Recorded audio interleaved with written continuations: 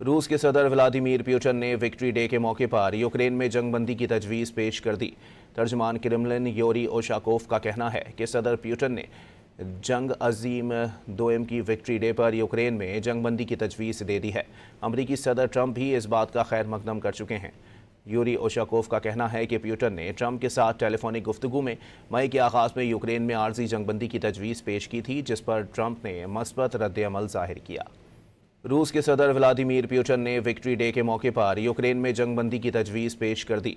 तर्जमान Kremlin Yuri ओशाकोव का कहना है कि सदर पुतिन ने जंग अजीम दोम की विक्ट्री डे पर यूक्रेन में जंगबंदी की तजवीज़ दे दी है। अमरीकी सदर ट्रंप भी इस बात का खैर मकदम कर चुके हैं। यूरी ओशाकोव का कहना है कि पुतिन ने ट्रंप के साथ टेलीफोनिक गुफ्तगू में मई के आगाज़ में यूक्रेन में आर्जी जंगबंदी की तजवीज़ पेश की थी, जिस पर ट्रंप ने मस्बत रद्द-ए-अमल ज़ाहिर किया।